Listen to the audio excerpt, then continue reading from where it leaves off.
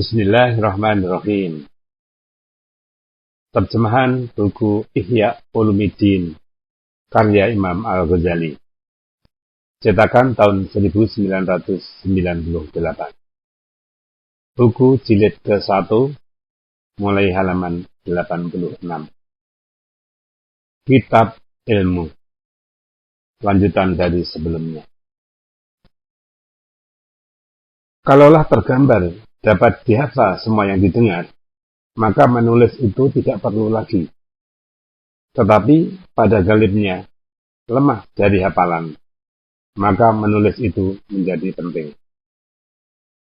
Yang keempat, penyempurna, yaitu mengenai ilmu Al-Quran, dan terbagi kepada yang berhubungan dengan kata-katanya, seperti mempelajari qiraah atau cara membaca, dan bunyi hurufnya, dan yang berhubungan dengan pengertiannya, seperti tafsir, karena pengertian itu berpegang pula pada nakal atau keadaan di sekitar ayat itu, baik sebab turunnya dan suasananya yang diperoleh dalam sejarah tiap-tiap ayat suci. Karena semata-mata bahasa saja tidak dapat berdiri sendiri, dan yang berhubungan dengan hukumnya, seperti mengetahui yang nasih dan mansukh, yang umum dan yang khusus, yang nas dan yang zahir, dan cara menggunakan antara sebagian ayat dengan sebagian lainnya, yaitu suatu ilmu yang bernama usulul fikih, dan ilmu ini melengkapi juga sunnah Nabi.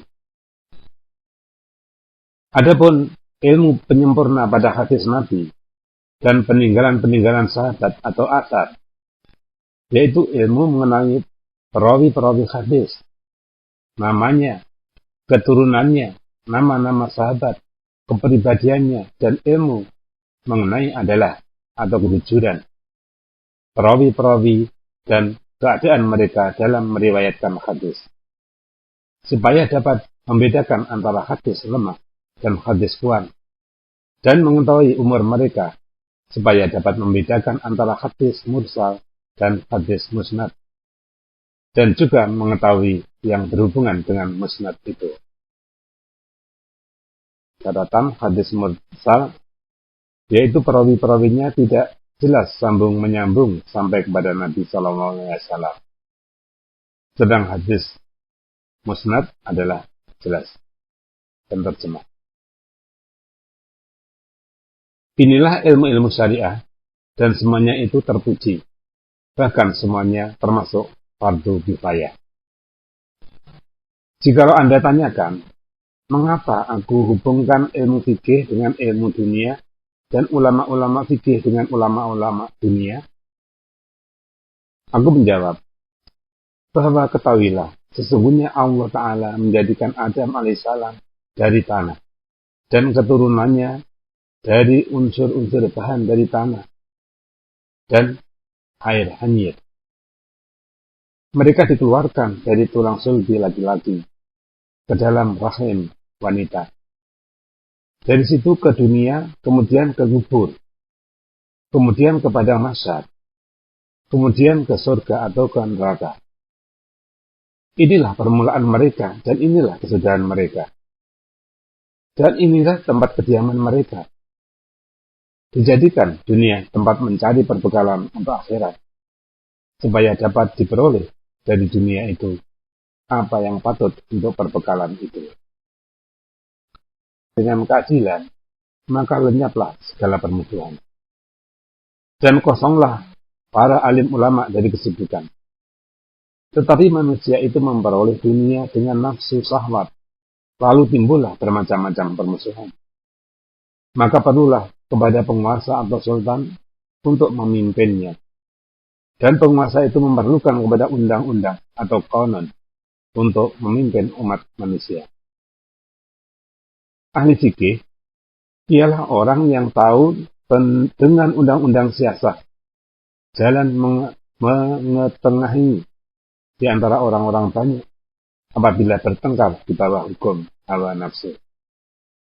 Jadi, ahli fikih itu adalah guru sultan, dan penunjuknya kepada jalan pemimpin dan mengatur makhluk supaya teratur urusan duniawi dengan kelurusan mereka. Demi sebenarnya, hal tersebut berhubungan juga dengan agama. Tetapi tidaklah dengan agama itu sendiri, melainkan dengan perantaraan dunia. Karena dunia adalah tempat bercocok tanam bagi akhirat. Dan agama itu tidak sempurna selain dengan dunia. Penguasa atau raja dan agama adalah dua anak kembar. Agama itu pokok dan penguasa itu pengawal. Sesuatu yang tidak berpokok atau bersendi, roboh. Sesuatu yang tidak berpengawal atau berpenjaga, hilang. Kerajaan dan kepastian hukum tidak sempurna selain dengan penguasa. Jalan kepastian hukum untuk menyelesaikan persoalan pemerintahan ialah dengan fikih. Sebagaimana siasat manusia dengan pemerintahan, tidak termasuk sebagian dari ilmu agama pada tingkat pertama, tetapi adalah penolong kepada sesuatu di mana agama tidak sempurna kecuali dengan dia. Maka demikian jugalah pengetahuan jalan siasat. Seperti dimaklumi, bahwa ibadah haji tidak akan sempurna kecuali dengan pengawal, yang mengawal dari orang-orang Arab di perjalanan. Sedang ibadah haji itu suatu hal, dan berjalan menuju ibadah haji itu adalah hal kedua. Dan mengadakan pengawalan di mana haji itu tidak akan sempurna selain dengan pengawalan itu adalah hal ketiga. Dan mengetahui cara-cara, daya upaya dan aturan-aturan pengawalan itu adalah hal keempat. Maka hasil dari pengetahuan fikih ialah mengetahui cara kepemimpinan dan kepengawalan, dan ditunjukkan pada yang demikian oleh apa yang dirawikan dari hadis musnad. Tidak memberi fatwa atau perintah kepada manusia selain oleh tiga: amir atau makmur atau yang memikul beban itu, atau mutakalir. Diriwayatkan Ibnu Majah dari Amr bin Su'aib. Amir ialah imam atau penguasa. Merekalah yang mengeluarkan fatwa. Makmur ialah wakil dari amir. Yang memikul beban ialah yang lain dari yang dua tadi, dan memikul beban tersebut tanpa diperlukan.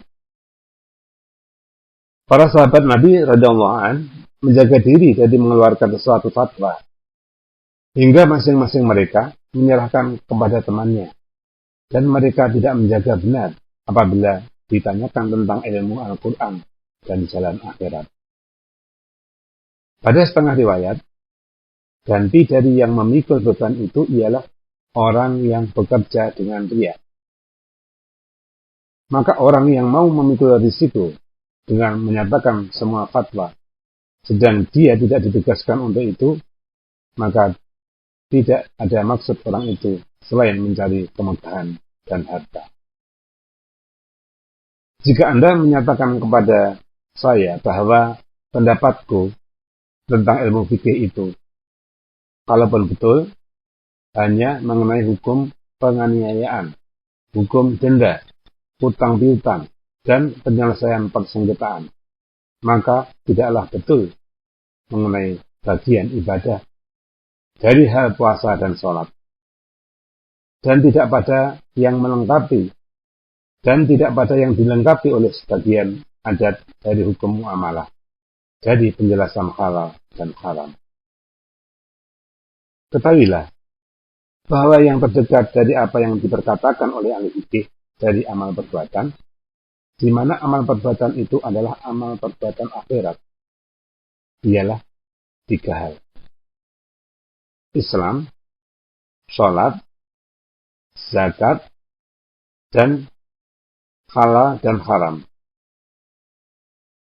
Apabila Anda memperhatikan sejauh pandangan ahli fikih tentang hal di atas, niscaya Anda tahu bahwa hal tersebut tidaklah melampaui batas-batas dunia kepada akhirat. Apabila telah difahami demikian pada yang tiga tadi, maka pada lainnya lebih jelas lagi. Tentang Islam, maka ahli fikih itu memperkatakan tentang yang sah daripadanya, tentang yang batal, dan tentang syarat-syaratnya. Dan tidaklah diperhatikan padanya selain kepada lisan. Dan hati tidaklah termasuk dalam lingkungan wilayah seorang ahli fikih. Karena Rasulullah SAW meletakkan pemegang pedang dan kekuasaan di luar hati dengan sabdanya, "Mengapa tidak engkau pisahkan dari hatinya?" Diriwayatkan Muslim dari Usamah bin Zaid. Sabda ini ditujukan oleh Nabi Sallallahu Alaihi Wasallam kepada seorang pembunuh yang membunuh orang yang telah mengucapkan kalimat Islam dengan alasan bahwa pengucapannya itu lantaran takut kepada pedang. Bahkan ahli fikih itu menetapkan sah Islam di bawah naungan pedang. Padahal ia tahu pedang itu tidak menyingkapkan isi niat seseorang dan tidak menghilangkan dari hati kebodohan dan kebenaran, tetapi mengisyaratkan kepada pemegang pedang. Pedang itu memanjang kepada lehernya, dan tangan itu memanjang kepada hartanya. Kalimat tadi dengan lisan adalah menyelamatkan leher dan harta, selama leher dan hartanya belum lagi terpisah daripadanya. Begitulah dunia. Dari itu Nabi SAW bersabda, "Aku disuruh memerangi manusia sehingga mereka mengucapkan La ilaha illallah. Apabila telah diucapkannya, maka terpeliharalah darah dan hartanya daripadaku." Nabi SAW menetapkan akibatnya pengucapan itu pada darah atau nyawa dan harta. Diriwayatkan Al-Bukhari dan Muslim dari Abu Hurairah. Adapun di akhirat, maka harta itu tidak berguna padanya. Tetapi nur hati, rahasianya dan keikhlasannya yang berguna. Dan itu tidak termasuk dalam bidang fikih. Kalau seorang ahli fikih mencemplungkan diri dalam ilmu fikih adalah seperti kalau ia mencemplungkan diri dalam ilmu kalam dan ilmu kedokteran, dan dia itu berada di luar bidangnya.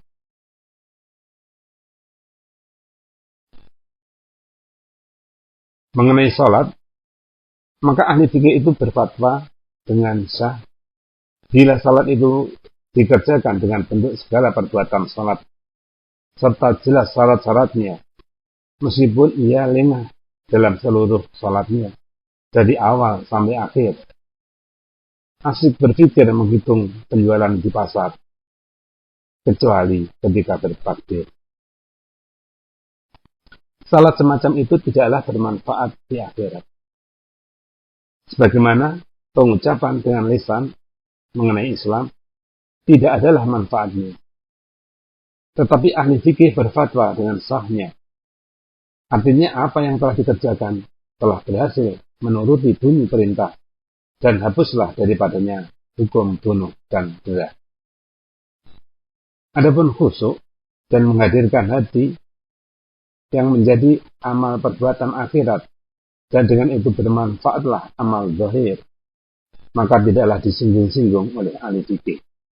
Kalaupun ada, maka adalah di luar bidangnya. Mengenai zakat, maka ahli fikih itu memandang yang mana dapat diminta bantuan penguasa. Sehingga apabila ada yang enggan membayar zakat, lalu penguasa mengambilnya dengan paksa, karena telah diputuskan bahwa harta itu telah terlepas dari hak miliknya. Menurut cerita, bahwa Qadhi Abu Yusuf memberikan hartanya kepada akhir tahun atau akhir haul kepada istrinya, dan ia sendiri menerima pemberian dari istrinya untuk menghindarkan zakat. Maka diceritakan hal itu kepada Imam Abu Hanifah radhiyallahu anhu. Imam Abu Hanifah radhiyallahu anhu menjawab, itu adalah dari segi fikihnya. dan dia benar. Itu adalah dari fikih dunia. Akan tetapi di akhirat, madaratnya lebih besar dari segala penganiayaan. Seumpama inilah kiranya ilmu yang mendatangkan madarat mengenai halal dan haram, maka menjaga diri atau warok dari yang haram adalah sebagian dari agama. Tetapi warok itu mempunyai 4 tingkat. Tingkat pertama, ialah penjagaan diri atau warok yang disyaratkan pada keadilan kesaksian. Yaitu bila penjagaan diri yang tersebut tidak ada, maka orang tidak boleh menjadi saksi, hakim, dan wali. Penjagaan diri yang dimaksud ialah penjagaan diri dari perbuatan yang nyata haramnya. Tingkat kedua, ialah warok orang-orang soleh, yaitu menjauhkan diri dari segala perbuatan subhat yang ada padanya kemungkinan-kemungkinan yang diragukan. Bersabda Nabi SAW, tinggalkanlah yang meragukan untuk diambil yang tidak meragukan. Diriwayatkan At-Tirmidzi, An-Nasa'i, dan Ibnu Hibban dari Al-Hasan bin Ali. Dan Nabi SAW bersabda, dosa itu membawa penyakit bagi hati atau jiwa. Diriwayatkan Al-Baihaqi dari Ibnu Mas'ud dan diriwayatkan Al-Adani. Tingkat ketiga, ialah warok orang-orang yang takwa atau muttaqin, yaitu meninggalkan perbuatan yang sebenarnya halal, tetapi dikhawatir terbawa kepada yang haram. Bersabda Nabi SAW, tidaklah orang itu bernama orang takwa sebelum ia meninggalkan sesuatu yang tidak ada apa-apanya, karena takut kepada yang ada apa-apanya. Dirawikan At-Tirmidzi, Ibnu Majah, dan Al-Hakim, dan ditafsirkan dari Atiyah As-Sadli. Contohnya, seumpama menjaga diri atau warok dari mempercakapkan hal orang, karena takut terpelosok kepada pengumpatan, dan memelihara diri dari memakan sepanjang keinginan, karena takut bergelora semangat dan tenaga yang membawa kepada perbuatan terlarang. Tingkat keempat, ialah warok orang-orang siddiqin, yaitu berpaling atau meninggalkan selain kepada Allah Ta'ala, karena takut terpakai meskipun saat dari umur kepada yang tidak mendatangkan faedah, lebih mendekatkan diri kepada Allah Azza wa Jalla. Walaupun ia tahu dan yakin bahwa perbuatan tersebut tidak membawa kepada yang haram. Maka semua tingkat tadi adalah di luar perhatian ahli fikih selain tingkat pertama, yaitu mengenai pemeliharaan diri atau warok saksi, hakim, dan merusakkan adalah atau keadilan. Menegakkan pemeliharaan diri atau warok dengan yang demikian tidaklah meniadakan dosa akhirat. Bersabda Nabi SAW kepada Wabisah, mintalah fatwa kepada hatimu, walaupun orang telah memberi fatwa kepadamu. Walaupun orang telah memberi fatwa kepadamu. Walaupun orang telah memberi fatwa kepadamu. Diriwayatkan Ahmad dari Wabisah. Ahli fikih itu tidak memperkatakan tentang penyakit hati atau jiwa dan cara mengatasinya. Tetapi yang ada mengenai yang merusakkan adalah atau keadilan saja. Jadi seluruh perhatian ahli fikih adalah menyangkut dengan dunia, yang dengan dunia itu ada perbaikan jalan akhirat. Bila sekiranya ia memperkatakan sesuatu dari sifat-sifat hati dan hukum akhirat, adalah termasuk ke dalam percakapannya itu secara sambil lalu. Sebagaimana kadang-kadang termasuk ke dalam percakapannya persoalan kedokteran, berhitung, ilmu bintang, dan ilmu kalam. Dan sebagaimana termasuknya ilmu falsafah ke dalam tata bahasa dan pantun. Sufyan Ats-Tsauri, seorang pemuka ilmu zahir, berkata, sesungguhnya mempelajari ini atau ilmu fikih tidaklah termasuk perbekalan akhirat. Bagaimana? Telah sepakat para ahli bahwa kemuliaan pada ilmu itu ialah pelaksanaannya. Maka bagaimana ia menyangka dia mengajar hukum dhirar, dia mengajar hukum zihar, atau menyerupakan istri dengan punggung itu, hukum al-li'an, atau mengutuk istri, hukum as-salam, atau berjual beli benda yang belum dilihat si pembeli. Hanya diterangkan sifat-sifatnya saja oleh si penjual, sewa menyewa, dan tukar menukar uang. Dan orang yang mempelajari hal-hal tersebut untuk mendekatkan diri kepada Allah Ta'ala itu adalah gila. Sesungguhnya perbuatan itu adalah dengan hati dan anggota tubuh pada segala amal taat. Dan kemuliaan ialah amalan-amalan itu. Kalau Anda bertanya, mengapa tidak aku samakan antara ilmu fikih dan ilmu kedokteran? Karena ilmu kedokteran itu juga berhubungan dengan dunia, yaitu kesehatan badan. Dan itu berhubungan pula dengan kebaikan agama. Dan penyamaan ini menyalahi dengan ijma umat Islam. Ketahuilah bahwa penyamaan itu tidaklah suatu keharusan. Bahkan terdapat perbedaan antara keduanya. Ilmu fikih itu lebih mulia dari ilmu kedokteran dari 3 segi. Pertama, fikih itu ilmu syariah, karena dia diperoleh dari kenabian. Lain halnya dengan ilmu kedokteran. Dia itu tidaklah termasuk ilmu syariah. Kedua, ilmu fikih itu tidak dapat melepaskan diri sekali-kali oleh seseorang yang menuju ke jalan akhirat, baik dia sehat atau sakit.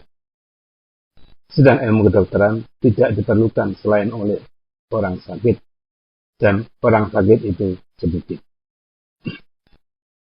Ketiga, ilmu fikih itu berdampingan dengan ilmu jalan akhirat. Karena dia memandang pada amal perbuatan anggota tubuh. Sumber dan tempat terjadinya amal perbuatan anggota tubuh itu adalah perilaku hati atau jiwa. Yang terpuji daripada amal perbuatan itu adalah yang timbul dari budi pekerti yang terpuji, yang melepaskan diri dari bahaya di akhirat. Yang tercela adalah timbul dari budi pekerti yang tercela. Dan tidak tersembunyi lagi akan hubungan antara anggota tubuh dengan hati atau jiwa itu. Adapun sehat dan sakit, maka tempat terjadinya adalah bersih pada sifat badan dan percampuran. Dan itu adalah dari sifat-sifat tubuh, tidak dari sifat-sifat hati. Maka, manakala dihubungkan ilmu fikih kepada ilmu kedokteran, niscaya tampaklah kemuliaan ilmu fikih itu. Dan apabila dihubungkan ilmu jalan ke akhirat kepada ilmu fikih, maka tampaklah pula kelebihan ilmu jalan ke akhirat. Jika Anda menyatakan, uraikanlah kepadaku dengan jelas ilmu jalan ke akhirat itu yang menunjukkan isi serta tujuannya, meskipun tidak sampai terperinci benar. Maka ketahuilah bahwa ilmu jalan ke akhirat itu adalah 2 macam. Ilmu mukasyafah dan ilmu muamalah. Yang pertama, ilmu mukasyafah itu ialah ilmu batin. Dan itulah kesudahan segala ilmu. Telah berkata setengah arifin atau ahli ilmu marifat, yaitu ilmu mengenai Allah Ta'ala, bahwa orang yang tidak mempunyai bagian dari ilmu mukasyafah ini, aku takut akan buruk kesudahannya, atau tidak memperoleh husnul khatimah. Sekurang-kurang bagian daripadanya ialah membenarkan ilmu itu dan tunduk kepada ahlinya. Berkata yang lain, orang yang ada padanya dua perkara tidak akan terbuka baginya sedikit pun dari ilmu ini, yaitu berbuat bid'ah atau takabur. Ada yang mengatakan, barang siapa mencintai dunia atau selalu memperturutkan hawa nafsu, niscaya ia tidak akan yakin kepada ilmu ini, dan mungkin ia yakin kepada ilmu-ilmu yang lain. Sekurang-kurangnya, penyiksaan terhadap orang yang mengingkarinya ialah tidak merasakan sedikit pun kelezatan ilmu ini. Ahli yang berkata tadi lalu bermajah, relalah terhadap orang yang telah hilang dari engkau oleh kehilangannya, maka itu dosa. Ada siksaan padanya. Itulah ilmu orang-orang siddiqin dan muqarrabin, yaitu ilmu mukasyafah, yaitu ibarat cahaya yang lahir dalam hati ketika penyucian dan pembersihannya dari sifat-sifat yang tercela. Dari cahaya itu tersingkaplah beberapa banyak keadaan yang tadinya namanya pernah didengar. Maka diragukan pengertiannya yang tidak terurai, lagi tidak jelas. Lalu jelaslah ketika itu, sehingga berhasillah makrifat yang hakiki dengan zat Allah Subhanahu wa Ta'ala dan sifatnya yang kekal, sempurna, perbuatannya dan hukumnya pada kejadian dunia dan akhirat. Cara penyusunannya melebihkan akhirat dari dunia mengenai arti kenabian dan arti nabi dan arti wahyu, arti setan, arti kata-kata malaikat dan setan-setan, cara bermusuhan setan dengan manusia, bagaimana kedatangan malaikat kepada nabi-nabi, bagaimana sampai wahyu itu kepada nabi-nabi, mengenal alam malakut, langit dan bumi, mengenal hati dan betapa bentrokan antara bala tentara malaikat dan setan di dalam hati, mengenal perbedaan antara langkah malaikat dan langkah setan, mengenal akhirat, surga dan neraka, azab kubur, titian, timbangan, hitungan amal, dan maksud dari firman Allah Ta'ala. Iqra' kitabak kafa binafsika yauma 'alaika hasiba. Artinya, bacalah kitabmu. Cukuplah pada hari ini engkau membuat perhitungan atas dirimu sendiri. Surat Al-Isra ayat 14. Dan maksud firman Allah Ta'ala, fa inna daral akhirata lahiyal hayawanu laukanu ya'lamun. Dan bahwa kampung akhirat itulah kehidupan yang sebenarnya, kalau mereka mengetahui. Surat Al-Ankabut ayat 64. Dan arti berjumpa dengan Allah Ta'ala dan memandang kepada wajahnya yang maha mulia. Arti dekat dengan Allah dan bertempat di sampingnya.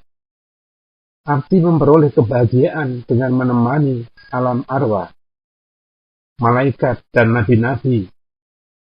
Arti berlebih kurangnya pangkat ahli surga, sehingga mereka melihat satu sama lain, seumpama menampak bintang bersinar di lembaran langit dan lain-lainnya yang panjang kalau dibentangkan.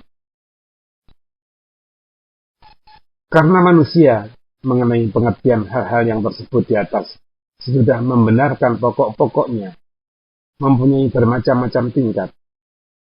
Sebagian mereka berpendapat bahwa semuanya itu adalah contoh-contoh, dan yang disediakan oleh Allah untuk hambanya yang soleh ialah sesuatu yang tidak pernah dilihat oleh mata, didengar oleh telinga, dan terlintas di dalam hati manusia. Dan tidak adalah serta makhluk itu surga, selain dari sifat-sifat dan nama-nama.